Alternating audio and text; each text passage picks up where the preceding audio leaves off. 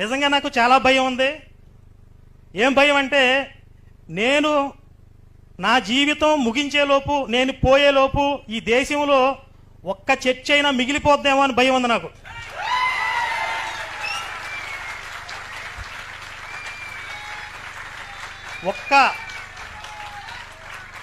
ఒక్క పాస్టర్ గాడైనా, ఒక్క zombie virus అన్న మిగిలిపోతారేమో అని భయపడుతూ ఉంటాను ప్రతి క్షణం.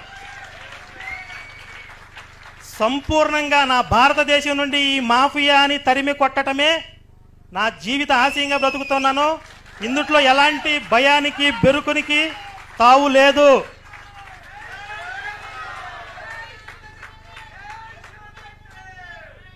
ఈ శివశక్తి ఈ వార్షికోత్సవానికి ఏర్పాట్లు చేస్తూ రాత్రంతా సరిగా నిద్రలేదు. అలాగే పొద్దునుంచి తిరుగుతూ ఉండడం వల్ల ముఖంలో కాస్త అలసట ఉంది, పెద్ద ఎనర్జీ లేదు.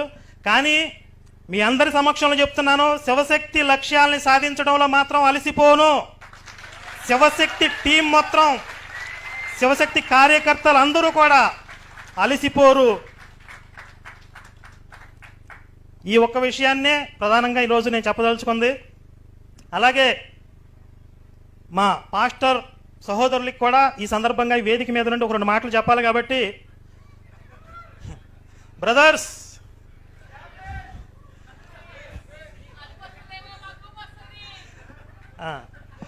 బైబిల్ చెప్పే కొద్దీ మీకు అలుపు వస్తుందేమో, నాకు ఊపు వస్తుంది.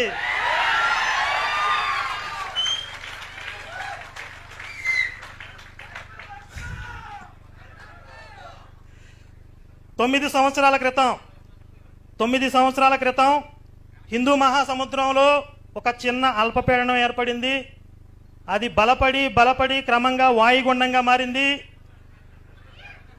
ఇప్పుడు శివశక్తి పెను తుఫానుగా మారే సూచనలు కనిపిస్తున్నాయి. ప్రియమైన దేవుని వారలారా, ఈ జాంబిగాడు అయినటువంటి కరుణాకర్ మాటలు మీరు విన్నారు కదా. ప్రియులారా, భారతదేశం అన్నది ఒకరు సొత్తు కాదు. భారతదేశం అన్నది హైందవ సహోదరులు, ముస్లిం సహోదరులు, క్రిస్టియన్ సహోదరుల యొక్క సమ్మేళనమే భారతదేశం. ఈ భారతదేశంలో అన్ని మతాల వారు స్వేచ్ఛగా ఉండి ఈ దేశాన్ని గౌరవించే వారంగా ఉండాలి. కానీ ఈ సుగుణ అనబడుతున్నటువంటి వ్యక్తి పాస్టర్లను, క్రైస్తవ్యాన్ని కించపరిచేవాడుగా మాట్లాడుతుంటున్నప్పుడు ఇలాంటి వాణ్ణి ఏం చేయాలి చెప్పండి? దేశద్రోహం కాదా అది? ఒక మతాన్ని మరొక మతాన్ని మనం దూషించుకునే వారముగా ఉండకూడదు. కానీ ఇతను బహిరంగంగానే నేను పాస్టర్లను, బైబిల్ను లేకుండా చేస్తానంటున్నాడు. ఈ మూర్ఖుడికి అసలుకి నేను ఒక ఆర్మీ సోల్జర్ని, భారతదేశం కొరకు బార్డర్లో డ్యూటీ చేస్తున్నా. ఎందుకు చేస్తున్నా?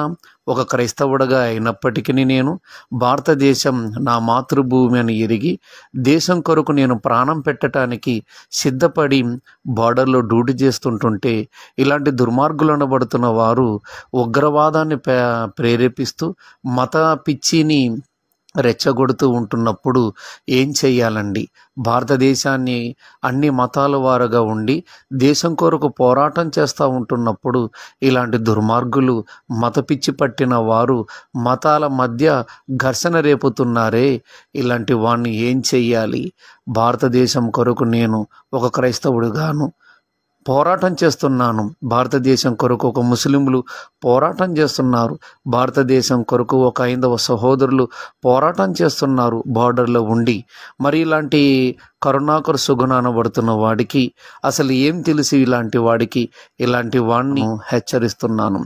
ఒక భారతదేశ సోల్జర్గా, నా మతాన్ని నేను గౌరవించుచున్న ఒక వ్యక్తిగా, నా మతాన్ని కించబరుస్తూ ఉంటున్న ఈ వ్యక్తికి ఎలాంటి ప్రతిదండన విధించాలో మీరే ఆలోచించండి, మీరే వివేచించవలసినదిగా కోరుకుంటున్నాను.